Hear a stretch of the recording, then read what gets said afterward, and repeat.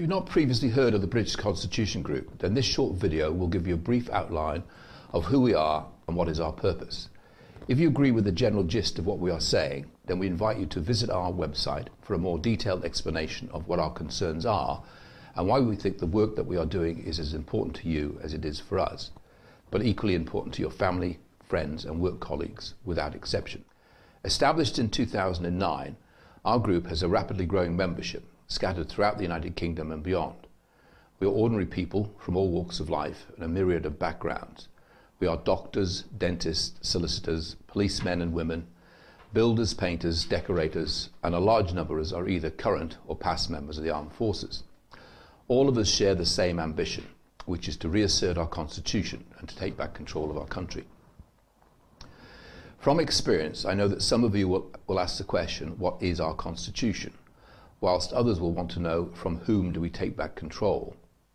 The question, what is our constitution, invites a long and complex explanation delving into the politics, the history and the law of our country, and is beyond the scope of this short introduction. For now, I think the priority is to explain why the British Constitution Group is so absorbed with our constitution when the political establishment clearly pays it no heed whatsoever. I should make it clear we are not a political party. Our objective is to educate and inform about the way we are being unlawfully governed. Our modus operandi is to research and collate and disseminate facts to help expose the political hogwash that emanates from the collective political establishment, aided and abetted, of course, by a totally controlled and compliant media. I have said that this introduction will be brief, so let me focus on just two essential questions, which under consideration should give you the impetus to want to know more. Question 1. Who really governs us and what constraints are placed upon them to govern according to the rule of law? And question 2. Who really controls our economy and thus our financial well-being? The answer to both questions should be that we are governed and our economy is controlled by a democratically elected government subject to the constraints imposed by our constitution. But sadly, this is not the case. Our democratically elected government no longer govern us because they have surrendered their lawmaking authority. And the control of our economy passed into the hands of the international banking cartel some time ago. And they certainly no longer recognize the lawful constraints of our constitution. 99% of the population of this country, in fact, do not even know what our constitution is. And incredibly, that includes the majority of politicians, judges and police. Or at least if the latter three do know what our constitution is, then they are simply not paying it enough attention. Now you might be inclined to shrug your shoulders and say, so what? I have a nice car, a nice house and a well-paid job, and it doesn't matter to you that the politicians are filling their expenses and ignoring our constitution. But that of course presupposes that what does not matter to you today will not matter to you tomorrow. Take for example the proposed carbon tax. You might think that this is of no interest to you because it only applies to large corporations. Well, you're in for a shock, because what is being planned is that not only will you be taxed on your wages, but you're also going to be taxed on the size of your car, the size of your home, and the number of holidays you take each year.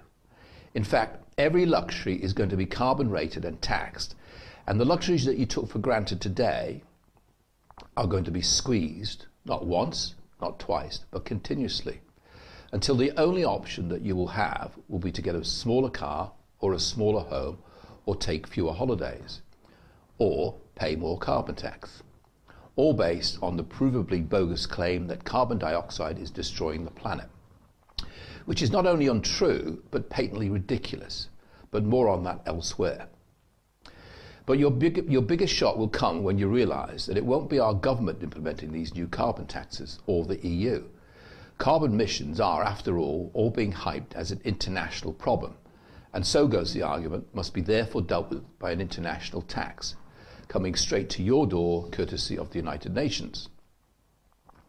And whilst to most people the United Nations is an organisation working for the good of mankind, those who have studied it in any detail soon realise that there's something decidedly not right about the power of this organisation that it both has and is trying to establish.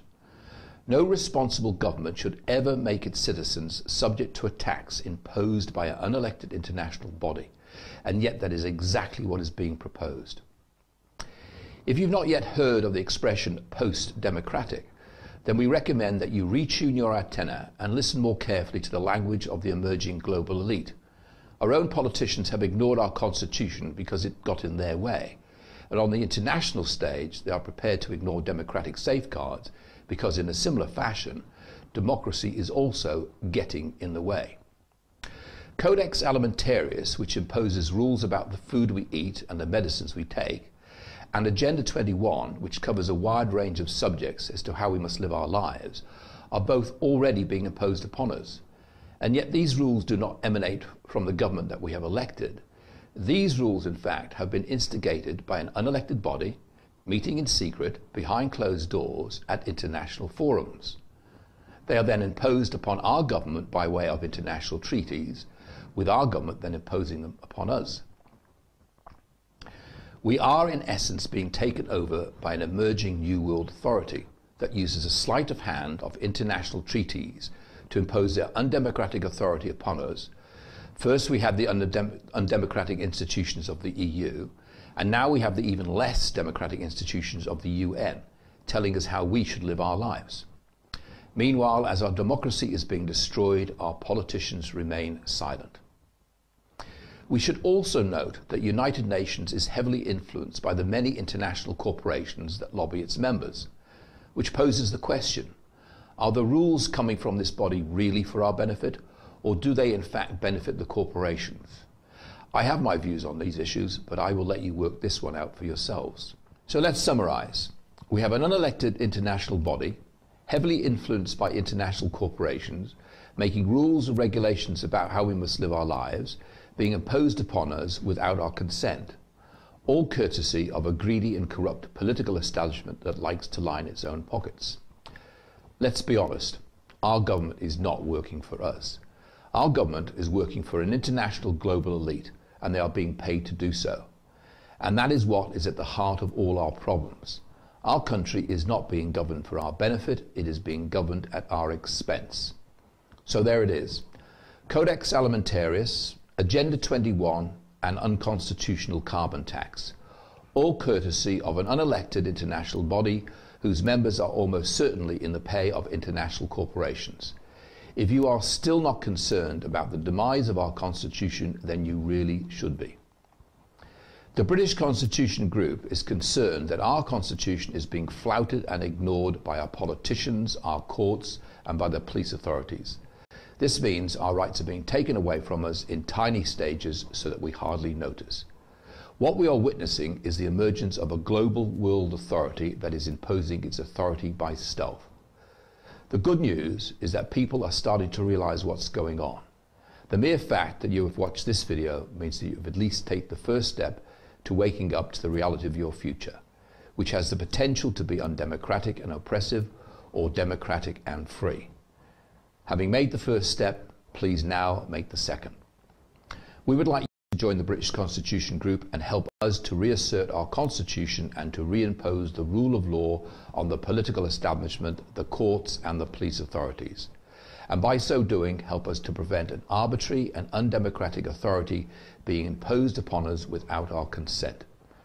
I hope by watching this video you've been convinced that your constitution is worth defending, and in fact that it is essential that we do so. And I hope that you will join us in what we regard as the most important battle to defend our rights and our freedoms for more than half a century.